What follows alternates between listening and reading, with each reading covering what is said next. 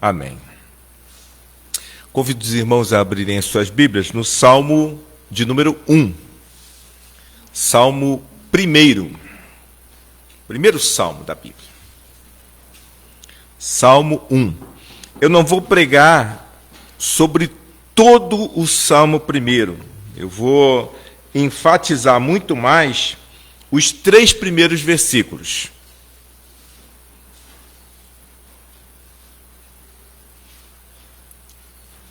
Mas vamos ler todo o Salmo porque tem um contexto. Esse Salmo faz uma comparação entre o caminho do justo e o caminho do ímpio. Eu vou enfatizar mais a parte que ele fala do justo. Mas, até para entendermos melhor o tema, eu vou usar o contexto. Todos acharam? Amém?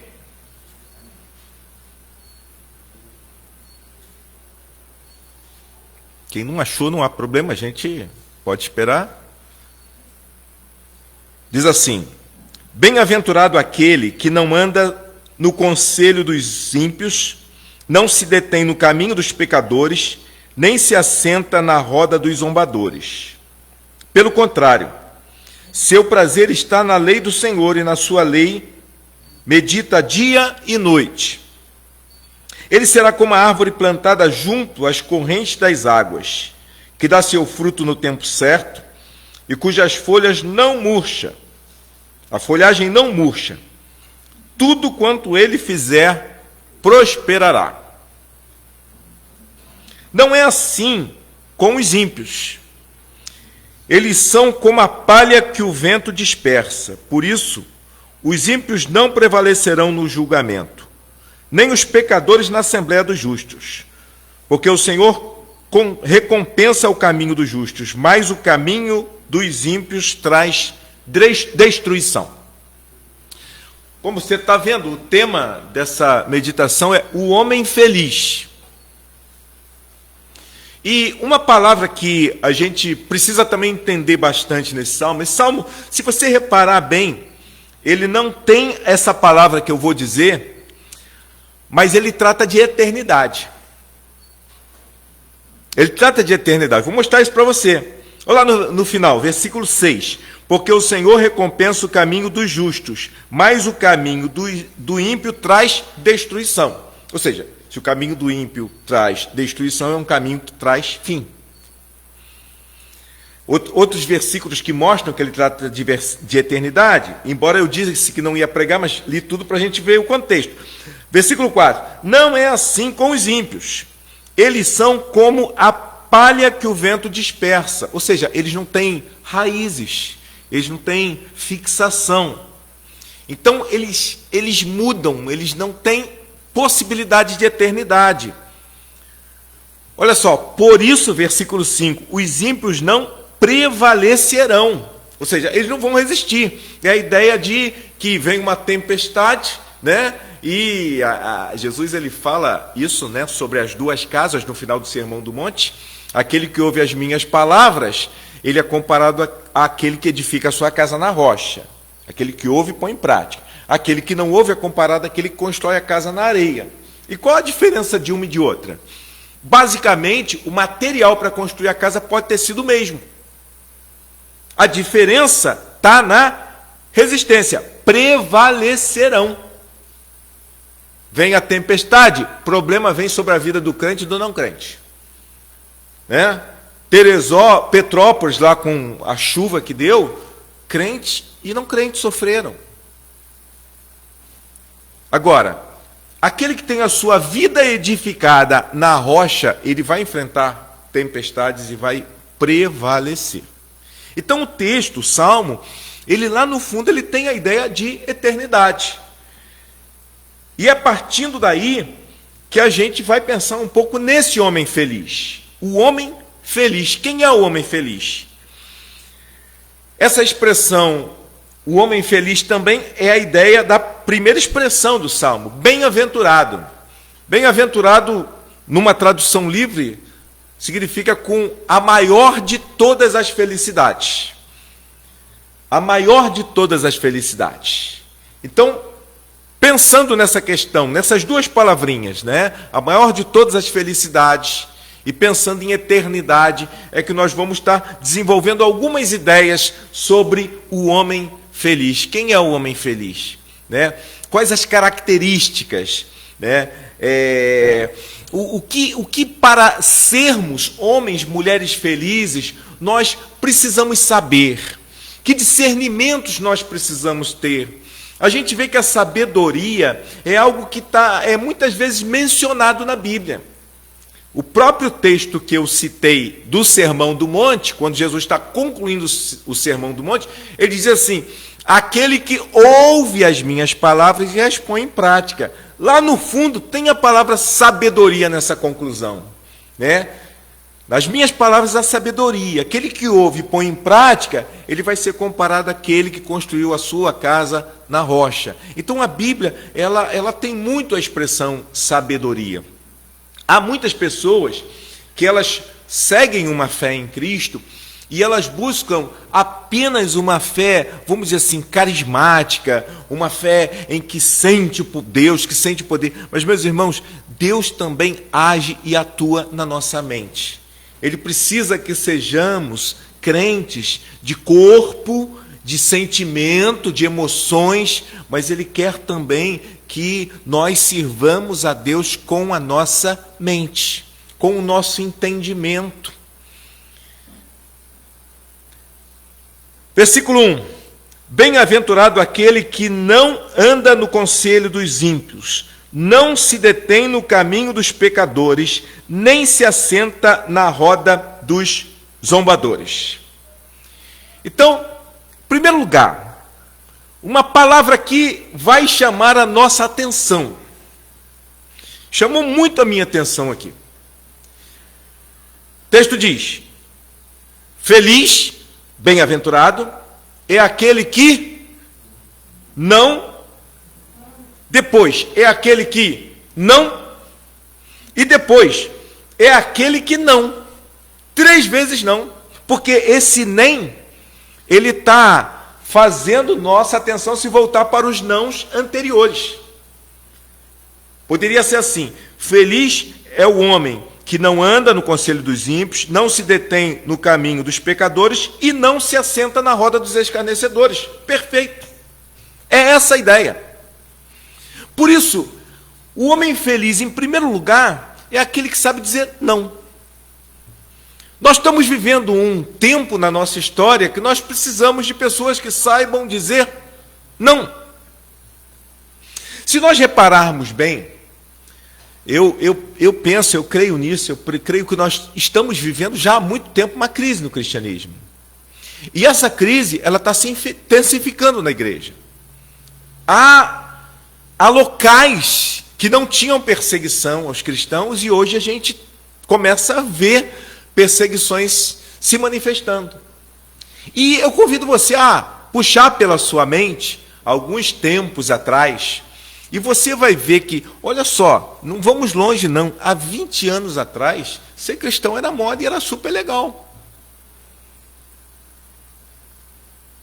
10, 15 anos atrás, muitos cantores gospel estavam cantando no domingo na Globo, no Domingão do Faustão.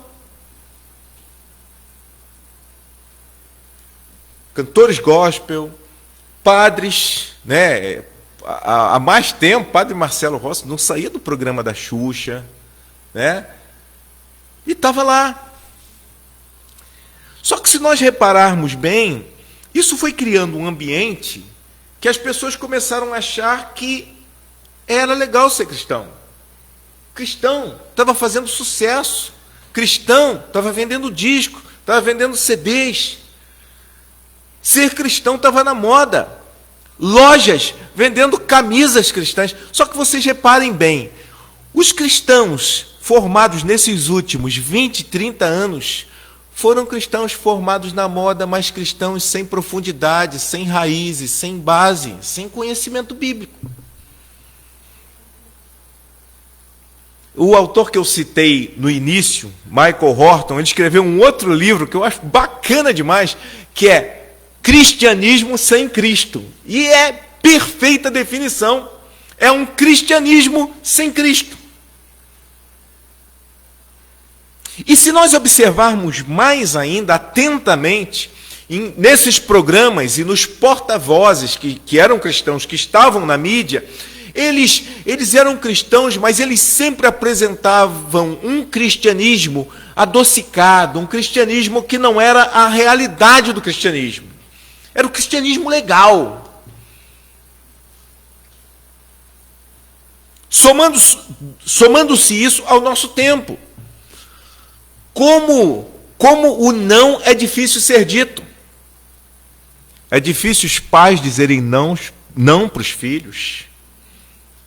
Quantos filhos estão tendo uma visão totalmente deturpada de mundo, de vida, porque eles nunca ouviram não dentro de casa, e aí quando chegam à adolescência, chega a juventude, vão trabalhar, eles se frustram, porque eles não aprenderam a ouvir não.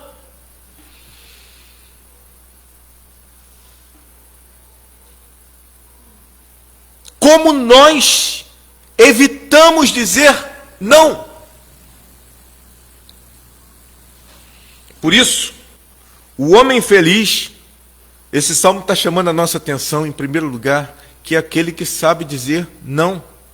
Até porque, meus irmãos, uma ideia equivocada, eu já ouvi isso de muita gente, é o seguinte: eu não quero ir para a igreja, eu não quero, porque crente não pode fazer nada. Todo mundo aqui já deve ter ouvido isso. Não, crente não pode isso, não pode beber, não pode fumar, não pode isso, não pode aquilo. Eu quero ser livre. E se a gente pensar bem, embora essa premissa pode muitas vezes fazer com que o cristão pense assim, realmente, né?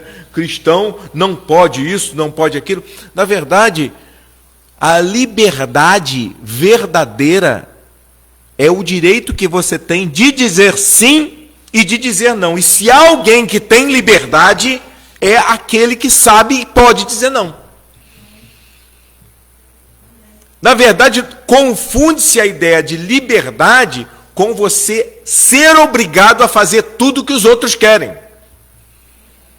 Mas ser livre é eu poder ter o direito de não fazer. Então, a primeira ideia aqui é que o homem feliz é aquele que sabe dizer não. Bem-aventurado o varão que, quando é convidado, ele já diz não. Mas que ele não dá nem um segundo passo. Mas no primeiro passo ele diz não. Se ele se distraiu no primeiro passo, né, e ele acabou andando no conselho dos ímpios, quando chegar ao segundo passo ele se tocou, ele teve coragem, disse não. E no último caso, no terceiro passo, ele diz não. Mas nós precisamos entender que felicidade e liberdade é você poder dizer sim e também poder dizer não. Isso é ser livre. Em segundo lugar, o homem feliz é aquele que sabe quais são os seus limites. Há dois exemplos bíblicos que eu acho que vão permitir que a gente entenda muito bem isso. O primeiro exemplo, ele vai estar lá no livro de Gênesis. José foi vendido pelos seus irmãos para ser escravo no Egito. Amém? Todo mundo lembra dessa história? Aí José chega lá no Egito, e aí uma autoridade egípcia, um Potifar, compra José. E José vai trabalhar na casa dele. E logo ele percebe que José era um administrador muito habilidoso. E ele chega e diz assim: olha, aqui na minha casa agora você é o administrador. Você vai cuidar de tudo para mim, porque você tem habilidade. E José começa a cuidar. E lá pelas tantas, José um dia estava sozinho na casa, e a mulher desse homem, a mulher desse Potifar, tenta seduzir José. O que José faz? Foge. Bem-aventurado, o homem feliz é aquele que sabe quais são os seus limites. Ele sabe dizer não e ele sabe quais são os seus limites. Ele podia pensar assim: vamos ver até onde essa mulher vai. Eu quero ver até onde ela vai. Não. Ele fugiu tão rápido, que acabou deixando a capa que ela usou como uma evidência de que ele que estava errado. Segundo personagem bíblico, que aí exemplifica o outro lado, alguém que não reconheceu os seus limites, era Davi. O texto lá de Samuel diz que o povo estava em guerra. E isso aí é uma primeira coisa que eu fico às vezes na minha mente. O que Davi estava fazendo que ele não estava lá na guerra, né? Ele estava no palácio. E um dia ele vai para o terraço do palácio e vê Betseba tomando banho. Olha só, meus irmãos, Davi não peca quando vê, até porque ele poderia ter visto acidentalmente. O problema é que ele segue o ciclo do Salmo. Ele anda, ele para e depois ele se assenta na roda dos escarnecedores. Até o pecado, houve todo um processo. Ele vê a mulher tomando banho. Se ele faz como José, desvia o olhar e vai tocar a sua vida, não. Aí ele vai se informar. Quem é aquela? Ah, é a mulher de Urias. Ah, é? Se ele para aí, diz não aí, mas não. Manda ela vir aqui. E, meus irmãos, olha só, é uma coisa curiosa, porque aqui são 3 degraus para o pecado. Mas Davi conseguiu descer o 4º, 5º e o 6º. Porque depois que ele peca, Betseba engravida. Aí o que ele vai fazer? Ele vai dar um jeito de chamar o marido dela, para que o marido dela mantivesse relações com ela, e aí ele não saberia, seria filho dele. Como o marido era um soldado fiel, olha quanto degrau ainda dá. Porque o pecado é isso, a pessoa vai cavucando e ela não dá saída. É por isso que o Salmo diz que os ímpios são como a moinha que o vento espalha. Não tem raiz, não tem fim. E como Urias era tão fiel, mesmo Davi mandando embebedá-lo, mesmo Davi fazendo de tudo, diz o texto que Urias permanece fiel ao reino, fiel à missão que ele tinha. Então Davi diz, olha, põe ele na frente de batalha, num lugar que ele possa morrer. Meus irmãos, não é só adultério, não. Davi tinha sangue nas mãos dele. Por isso que é feliz aquele homem que sabe quais são os seus limites. Não está isso claro no Salmo, né? Não está aqui escrito isso que eu estou dizendo, mas está aqui, não está? Porque se ele sabe o seu limite, ele diz não no primeiro momento. Terceiro lugar, o homem feliz é aquele que sabe com clareza o que é pecado. E esse é um problema. Olha, é um problema, sinceramente, irmãos, que a gente vê na história da humanidade. Sempre o homem cria teologias para mudar o nome de pecado. Tem um monte de teologias, de ideias, de conceitos na história que vão surgindo e muitas vezes nós enveredamos por esses conceitos e por essas ideias para não definir o que é pecado. É verdade que existe doença, por exemplo, que pode levar uma pessoa a roubar, cleptomania. Mas nem todo mundo que rouba é cleptomaníaco.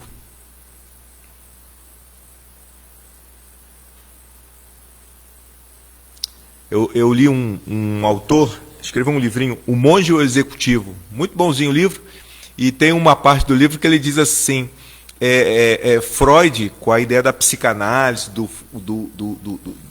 de tudo serem traumas, ele encontrou justificativa para as pessoas justificarem tudo na vida.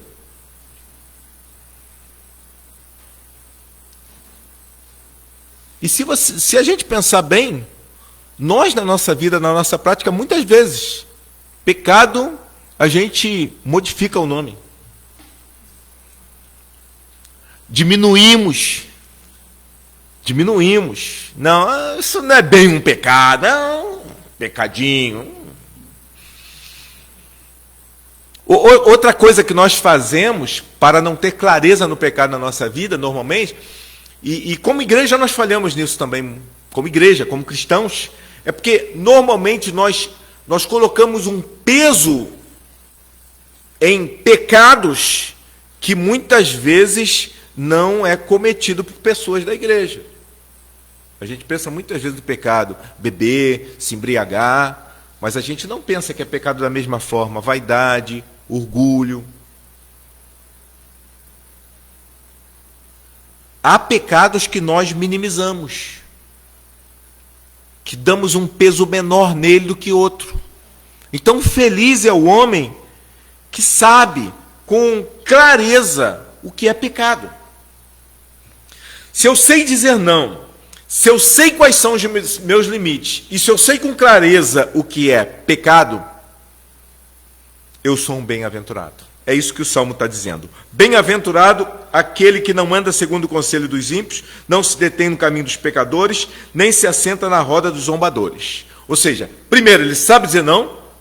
Segundo, ele sabe quais são os seus limites, por isso ele não vai descer o degrau, ele não vai andar no conselho, não vai se deter no caminho e não vai se assentar na roda, porque ele sabe o que é pecado. Então ele sabe o seu limite, ele foge antes. E terceiro, ele sabe com clareza.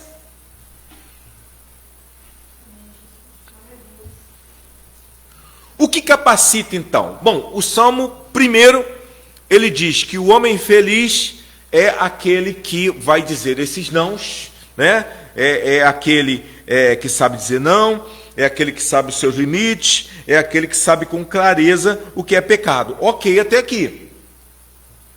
Agora, o que vai nos capacitar, então, para sermos esse homem feliz, vai estar na sequência. O que vai nos capacitar, habilitar. Eu sei fazer uma casa, mas o que me capacitou para eu saber fazer uma casa? Por isso que eu disse até no início, o cristão precisa aprender a usar a mente.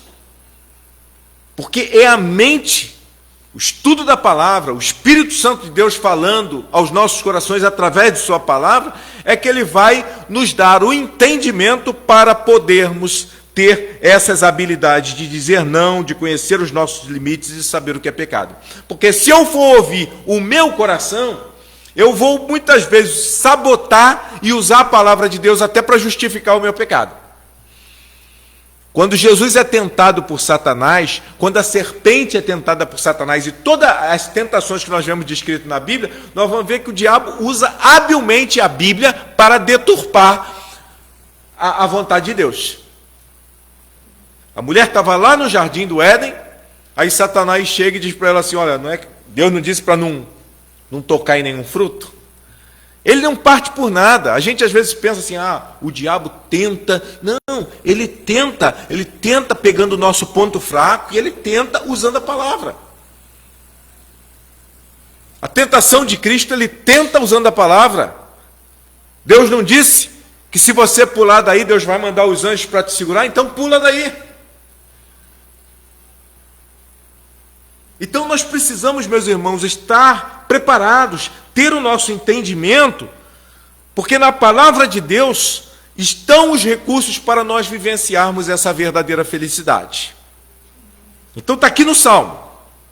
O que capacita o homem ter tal felicidade? Primeiro, ter o olhar voltado para o que era eterno. Se eu vivo para esse mundo, se a minha felicidade está nesse mundo, eu vou ser feliz tendo um carro, tendo uma casa X, tendo isso, tendo aquilo. E eu vou ser feliz fazendo o que me der na telha. Porque o mundo começa aqui e acaba aqui. Então, em primeiro lugar, ele precisa ter o olhar voltado para o que é eterno. E olha só o que diz o versículo 2. Pelo contrário, seu prazer está onde? Além do Senhor, é o quê? é eterno. Essa palavra aqui é eterna. Jesus vai dizer assim: eu sou o caminho, a verdade e a vida. Ninguém vem ao Pai se não for por mim. Ou seja, quem vai ao Pai está indo à eternidade. Então, em primeiro lugar, aquele que tem essas habilidades de dizer não, de conhecer o seu limite, saber o que é pecado, ele está nesse mundo. Ele está aqui, mas ele não é daqui.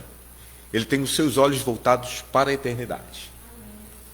É muito interessante quando a gente vai ver, por exemplo, o apóstolo Paulo, ele quando escreve, é um detalhe muito sutil na Bíblia, muito sutil, mas que mostra isso. Paulo, quando escreve aos Efésios e outras cartas que Paulo escreve, é porque muitas vezes a gente pega o primeiro versículo do primeiro capítulo dessas epístolas e a gente pensa, não tem nada aí para mim não, é só uma introdução, né? Paulo, apóstolo de Cristo, tá bom, toda carta tem mais ou menos isso. Mas olha um detalhezinho interessante, tem Efésios 1:1. Paulo, apóstolo de Cristo Jesus, pela vontade de Deus, aos santos e fiéis em Cristo que estão em Éfeso. Interpretação de texto. Tem um detalhe aqui fantástico. Paulo, aos santos que estão em Éfeso. Eles não são de Éfeso. Aos santos de Cristo que estão em Governador Portela. Nós não somos de Governador Portela. Aos santos que estão no Brasil. Nós não somos do Brasil. Porque tudo isso vai passar. Tudo isso. Esses bancos vão passar, as paredes vão passar, nós vamos passar. Já pastoreei algumas igrejas e eu sempre que pastorei eu falo assim, eu vou passar. Todos nós vamos passar. Então, quando eu tenho o meu olhar voltado para a eternidade, quando eu entendo que eu não sou daqui, logo a minha felicidade também não é daqui. Verdade, tem muita coisa aqui que nos faz felizes, né? Eu tenho minha família que me faz feliz, meus filhos, me divirto demais com eles, brinco, né? Tem lá um terreninho lá que a gente vai, põe umas plantinhas lá, né? Tô pegando uns quiabinhos agora, e a gente fica feliz, né? Ver a natureza, a gente fica feliz, tem muita coisa que a gente fica feliz aqui nesse mundo. Mas tem um hino do cantor cristão que diz assim, eu não gosto muito porque eu acho que é um certo equívoco, mas só para ilustrar, diz assim, passarinhos, passarinhos, belas flores querem me encantar. Ó, vão celestes esplendores, não quero aqui ficar. Eu acho que tudo que Deus criou, Deus viu que é bom. Então, não é vão os celestes esplendores, mas ele expressa essa ideia, meus irmãos. Nós não somos daqui. Tudo isso aqui vai passar. Então, quando eu sei que eu tenho a eternidade, eu tenho uma riqueza muito maior do que qualquer riqueza que esse mundo pode me proporcionar. Eu tenho algo muito maior. O carro que eu tenho, a traça e a ferrugem certamente vão consumir. Essa pele linda que eu tenho,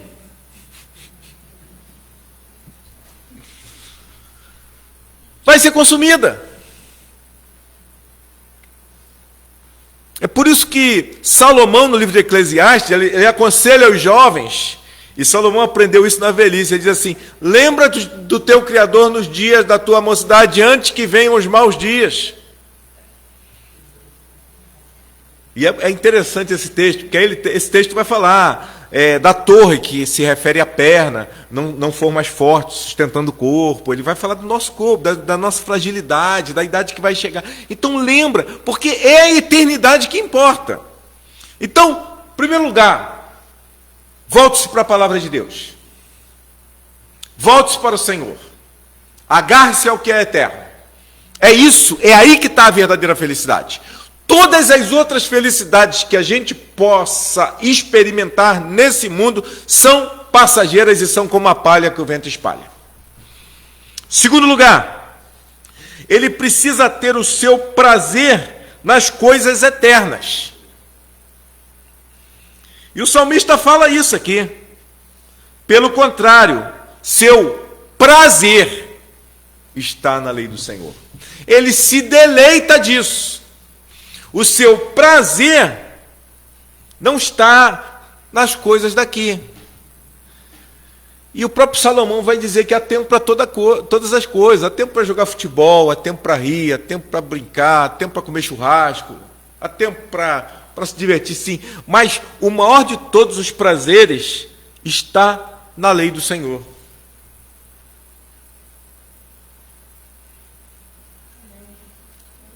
Precisamos pensar nisso. Aí alguém pode pensar assim: ah, mas eu não gosto de ler a Bíblia, eu não gosto de estudar, eu não gosto de... Veja bem, a gente tem que fazer uma avaliação, então, dos nossos valores. Se você não gosta, pode haver algum problema aí até na sua conversão. Falo isso com muita seriedade. Porque nós, mal comparando, nós somos como aquele filho pródigo. Aquele filho pródigo, ele chega para o pai e diz assim: pai, me dá a herança. Exatamente porque a sua vida estava nesse mundo. Ele entendia que felicidade e alegria eram as coisas desse mundo. Então ele pede a herança. E ele vai. Quando ele volta se sentindo agora indigno. Tanto é que quando ele chega para o pai, ele diz assim: pai, pequei contra o céu, perante ti, e não sou mais digno de ser chamado teu filho.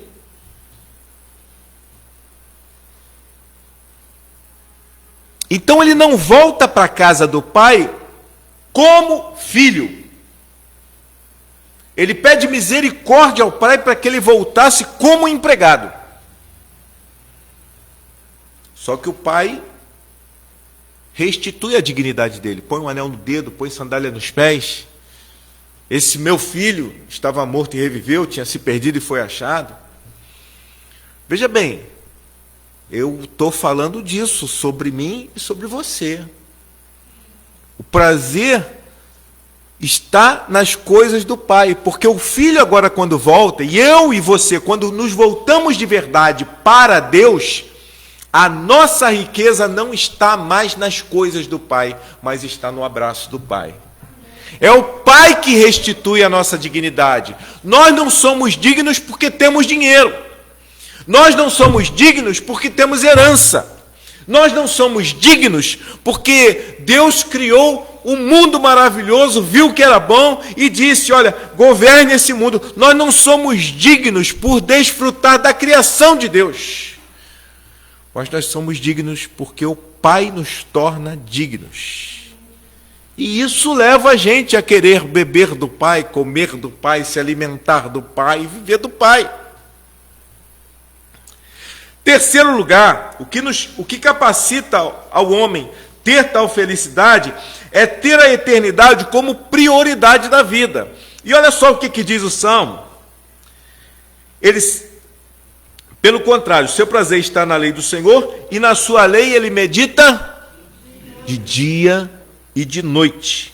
É prioridade. Eu gosto muito quando o apóstolo Paulo fala assim: portanto, meus amados irmãos, quer comais, quer bebais, ou façais qualquer outra coisa, fazei para a glória de Deus. É interessante isso, né? Porque muitas vezes nós temos uma tendência de pensar assim: o que que é importante na vida, né? Ah, não, eu quero casar, então eu vou me casar para a glória de Deus. Eu vou fazer uma faculdade, eu vou estudar, eu vou procurar um curso para a glória de Deus. Mas Paulo não está falando sobre aquelas grandes escolhas da vida, não. Paulo está dizendo que Deus quer ser glorificado nas mínimas coisas da vida. Almoce para a glória de Deus. Tome teu cafezinho para a glória de Deus. Quer comais, quer bebais. É a rotina da vida. Faça isso para a glória de Deus. O que capacita o homem a ter tal felicidade é ter a eternidade como prioridade na vida. O que mais é importante é buscar a eternidade, é investir na eternidade. E antes que alguém pense assim, então o pastor está falando que eu tenho que parar de trabalhar, eu tenho que parar de estudar, eu tenho que só ficar assim, lendo. Não estou dizendo isso. Até porque ele está dizendo, o salmista ele diz isso, não sou eu não estou falando nada não, é só ler a Bíblia. Aqui está dizendo aqui, pelo contrário, ele tem o seu prazer está na lei do Senhor e na lei medita dia e noite. Não está dizendo só ler, não. Meditar, a leitura faz parte da meditação, mas meditar significa que o Senhor está nos meus pensamentos, nas minhas palavras, na minha conversa, no meu casamento, na criação, na educação dos meus filhos. Eu brigo com meus filhos, mas eu tenho que brigar pautado na palavra de Deus. Deus está ali naquela briga. Ele está ali, ele está participando. Tem que ser bíblico. E para finalizar, meus irmãos, o homem feliz, ele vai frutificar em condições adversas. Isso nesse salmo é muito bonito. Porque o versículo 3, então, vai dizer assim, isso é uma consequência, né? Primeiro, bem-aventurado aquele que não anda segundo o conselho dos ímpios, não se detém no caminho dos... Primeiro os nãos, né? E aqueles números ali foi uma falha na hora de digitar, não foi de digitação, não, é um outro negócio. Quem sabe de PowerPoint, ele aparece o número quando você aperta o Enter, e na hora de eu salvar apareceu. Mas é uma frase só, é só um conteúdo só. Frutifica mesmo em condições adversas. Esquece o número 1 e o número 2.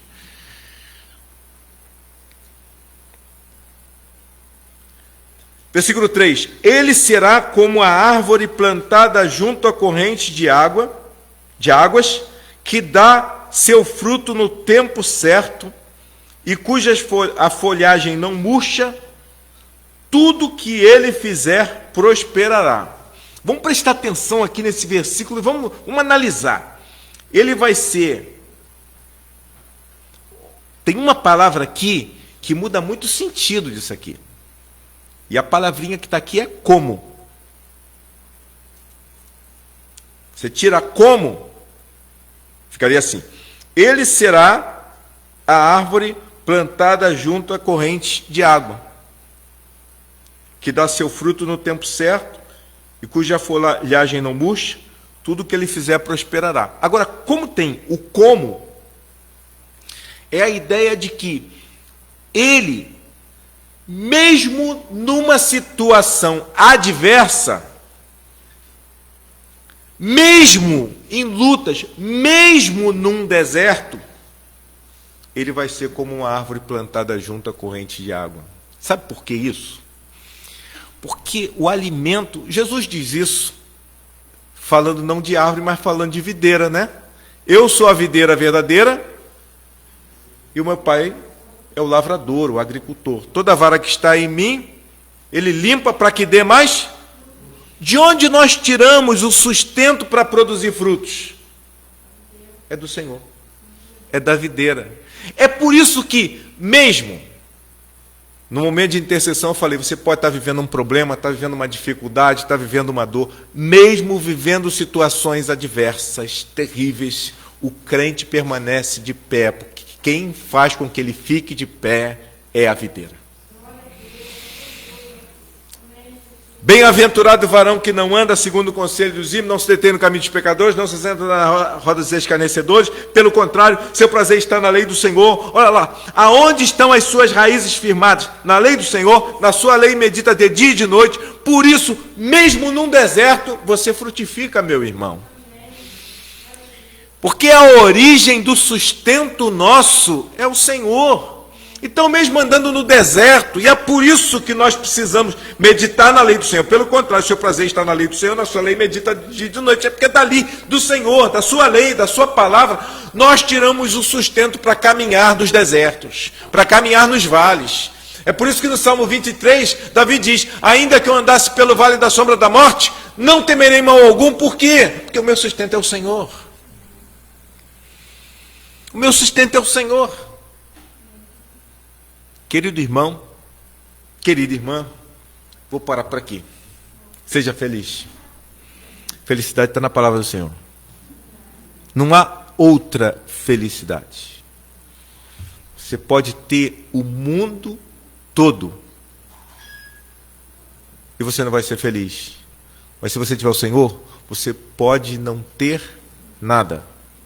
Eu, como pastor, eu já vivenciei situações assim, de acompanhar irmãos que estão enfermos, às vezes, enfermidades graves, problemas sérios, e cansei de ver esses irmãos felizes, alegres, mesmo em meio a dores e dificuldades, porque é o Senhor que é o nosso sustento. É o Senhor que é o nosso sustento. Por isso, seja feliz, descansando no poder de Deus. Vamos cantar esse hino, nos preparando para o término do culto dessa noite. E descansar é estar no Senhor realmente, é meditar na sua palavra de dia e de noite, é estar com Ele, porque é Ele que é o nosso sustento. Só pode descansar no poder do Senhor quem descansa no poder do Senhor, quem entrega a sua vida a Ele, quem deixa Ele ser Senhor da vida, da totalidade da vida e da existência. Vamos cantar.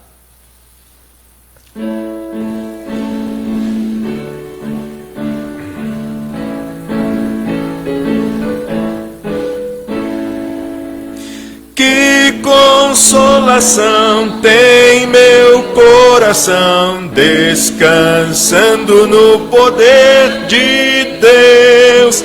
Ele tem prazer em me proteger, descansando no poder de Deus, descansando nos eternos braços do meu Deus. Vou seguro, descansando no poder de Deus. Sempre avante vou, bem contente estou, descansando no poder de Deus. Tudo em te vencer pelo seu poder, descansando no poder de Deus, descansando nos eternos braços do meu Deus. Vou seguro, descansando no poder de Deus. Não recearei, nada temerei, descansando no poder de Deus. Paz e amor junto a meu Senhor, descansando no poder de Deus, descansando nos eternos braços do meu Deus. Vou seguro, descansando no poder de Deus. Lutas sem cessar hei de atravessar. No poder de Deus. Não me deixará, mas me susterá, descansando no poder de Deus. Descansando nos eternos braços do meu Deus, vou seguro, descansando no poder de Deus. Vou seguro, descansando no poder de Deus. Que Deus abençoe então você no regresso do seu lar, na sua semana que tem pela frente, desafios, lutas, mas você vai seguro, descansando no poder de Deus. No início do sermão, eu chamei a atenção de você quando o Salmo vai falar do ímpio. Não são assim os ímpios. Deixa eu ver aqui para ser mais preciso. Eles são como a palha que o vento espalha. Meu irmão, não é qualquer tornado que pode derrubar você, não. Não é vendaval, nada. Vou seguro, descansando no poder de Deus. Vamos encerrar, vamos colocar em pé. Olhe para o seu irmão nesse momento e diga para ele que o Senhor te abençoe e te guarde. Que o Senhor faça resplandecer o seu rosto sobre ti. Que o Senhor tenha misericórdia de ti. Que o Senhor sobre ti levante o seu rosto e te dê a paz. Você sabe cantar o tríplice amém? Então vamos cantar o amém. Amém.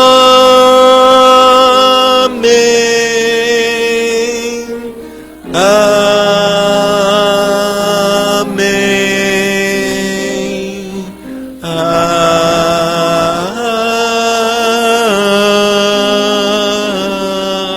Amém. Uma semana muito abençoada. Deus abençoe você, sua família, seu lar. Tenha uma semana de bênçãos nas mãos do Senhor, descansando no poder de Deus. Sentai-vos, orações silenciosas, estaremos encerrados.